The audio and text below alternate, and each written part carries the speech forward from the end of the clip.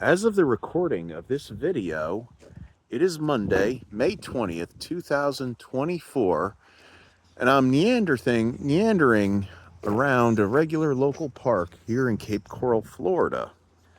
Why would I be doing that? Well, what else do people do at parks? How's it going, old schoolers? You are kicking it old school with Russell J.S., and I am your host, Russell J.S. It's been a while since I've made a video, but, I thought I'd go ahead and take the time. I just got off work from my job over at the furniture warehouse, and I wanted to share a real bad Oscar with you. This past week, went and did a course working at the hotel so I could get my hotel perks where I could have a room for a way cheap discount at any of the chains anywhere in the world. And, well, what can I say? I'm basically going to go ahead, hopefully this summer, I'm going to go ahead and take you all on a mystery ride. Now, I know what you're thinking. You're going to ask, Russell, what do you mean by a mystery ride? I just had to shut the hatch door on the new Equinox. Well, when I was a little kid in New Jersey, now a lot of you that are probably watching this video, and by the way, if you're new to the channel, feel free to hit a like, subscribe, and leave comments in the box down below, and ring the bell for future videos to be updated that future videos have been posted. Well, what I'm talking about is a mystery ride. When I say when I was a kid living in New Jersey, and a lot of you people who live in, a lot of you Jerseyites that are still in the Garden State, you know all about this. You'll know what I'm talking about. When I must have gone to almost my first 7 years of life. I probably went to every boardwalk amusement park on the Jersey Shore. I mean, Asbury Park, Point Pleasant, Long Branch, Wildwood, Seaside Heights, you name any of them. I've probably been there, including the ones that weren't on the shore, but they still resided in Jersey, like, Great Adventure, which is Six Flags now, and Wild West City. And when I was a little kid, my mom used to go ahead and wake me up early and say, "Hey, go ahead, get dressed. We're going on a mystery ride." And I'm like, "Okay, where's the mystery ride? What are we doing?" And, we get in the car. If we weren't going to the beach, she would surprise me. I'd fall asleep in the car. My mom and my dad, and sometimes a few cousins. And we would go to like Keensburg. We'd go to, Wildwood. We'd go to Seaside Heights, Point Pleasant, you know, and we would spend all day up until nighttime. It was like Disney World on the East Coast. And, I would get surprised and, I'd go on rides and, you know, eat hot dog, eat those big foot long hot dogs like they would have on the boardwalk, and we would just have an exciting day. Back then, water slides, they didn't have a regular water park where they have different type of slides nowadays. They used to have this, big hill where they would make these slides out of concrete, and you'd have to go down these slides. It was like almost like the same way they make swimming pools. And, the water would be gushing down, and you'd go down the slide on these foam mats until you got to the bottom, which was a pool that was about maybe 2 or 3 feet deep. And you'd want to go again. It was, so it was that's what a mystery ride was. Now, when I say mystery ride, who knows what I have in store? I was thinking about it. I was looking up, prices for theme parks. And, even for Florida residents, some of them are price gouging. Like, I found Universal to be cheap. Like, one day, one park would be like 105 for an adult. I mean, prices vary, all depends, all that stuff. And you know what? It's been 30 years since I've been to Universal Studios Orlando. Back then it was just Universal Studios, Florida. And not only, I mean, they didn't really have much going on except for tours of like sound stages and things. They had very few attractions. I mean, the last time I was there, all they had really was Earthquake, Jaws, King Kong or Confrontation, and the Hanna-Barbera ride, and Back to the Future. Everything else was they show you how they make the movies and, gift shops and shows, things like that. Like the Blues Brothers would do a show outside a Chicago facade, or Beetlejuice would do a show with the Ghostbusters. You know, I mean, it was pretty fun. I mean, you could probably get the morning and the day and the afternoon out of Universal back then. Now, I have a feeling they're gonna overtake Disney. I don't know, but because I have these hotel perks, I may be taking you on a mystery ride probably in the summer. I don't want you to keep your hopes up, but you know, we're gonna do something really fun this summer. I mean, I'm gonna take a vacation from both my jobs.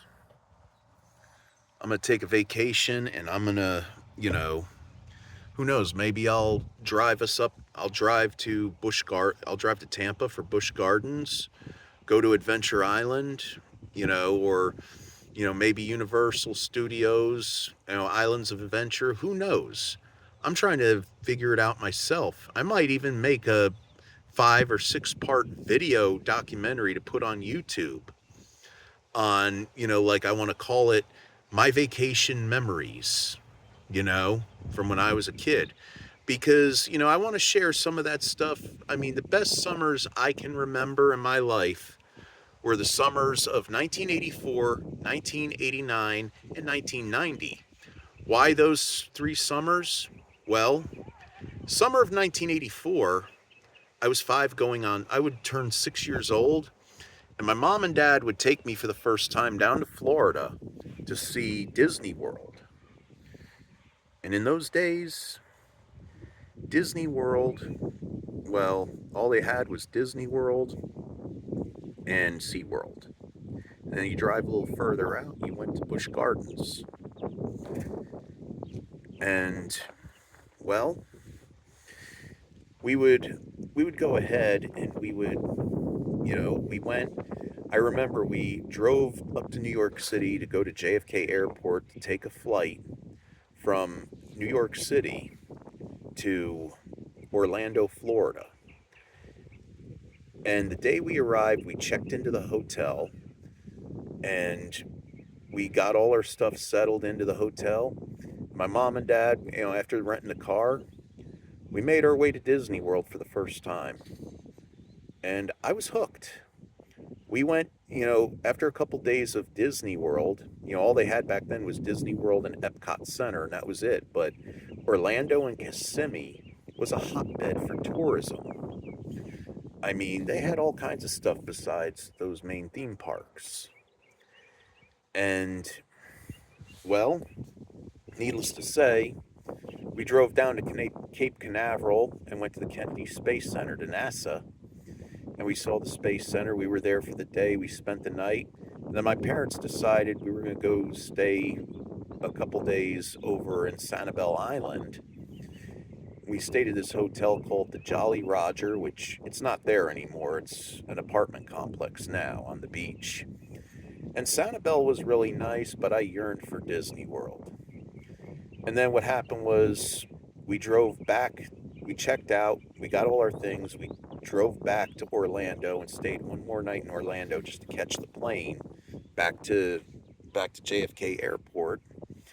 And needless to say, I yearned to go back to Disney World. I dreamt about it for a year. I mean, I went into first grade, and my parents took me out of school for a week to go to Hawaii. And it was around middle of February or end of February, something like that. And there we were on the beach while it was freezing cold up in Jersey. We were on the beach, and, you know, mom and dad are like, "Aren't you having fun?" I was like, "Yeah, it's okay." And they said, "Your classmates right now are envious of you because right now they're freezing cold and you're on a beach and swimming in the pool. You don't get to do that every day."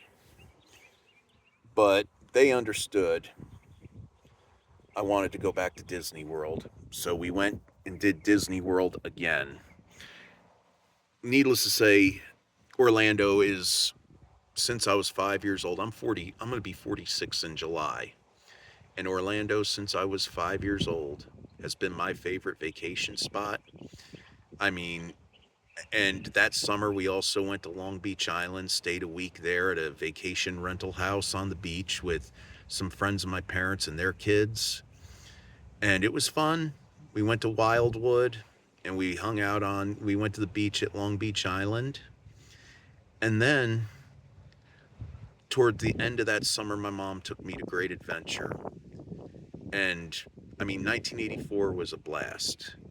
Movies like Ghostbusters, Gremlins, Indiana Jones and Temple of Doom, The Terminator, all kinds of great movies at the theater. The A Team had been on TV for a year. Miami Vice premiered.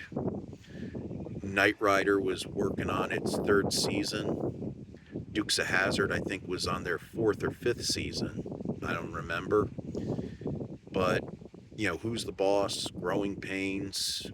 Family Ties on TV as well. Saturday morning cartoons. You know, it was a fun time to be a kid. And, artists like Bruce Springsteen and Madonna and Van Halen are hitting the charts. And, there we were, 1984. And then the summer of 89, the first out of many live action Batman movies came out. The original Tim Burton, starring Jack Nicholson and Michael Keaton. Um, Ghostbusters 2, Indiana Jones and the Last Crusade, the summer of blockbuster sequels, as I call it. And, Nintendo was the hot thing to have. You weren't cool unless you had a Nintendo, or you had a skateboard from, say, Vision Sports or Powell Peralta or Santa Cruz or Alva. And then Disney opened up MGM Studios. So me and my mom went with my aunt and my cousins, and we went to Epcot and we went to Magic Kingdom. And, you know, I turned 11 that summer. And I had my first real birthday party. Instead of kids who were, my parents' friends' kids, I had real friends I started making the first couple of years we were down here in Florida, because I was a bit shy at the time, because you take me out of my safe spot and put me somewhere else, I'm gonna be a little shy and a little hesitant. And then 1990, Universal Studios Florida opened that summer. And there was a big controversy because a lot of the attractions still had bugs in them that they were working on them. I think we were in line for the ET ride, me and my mom. And while we were in line, it broke down.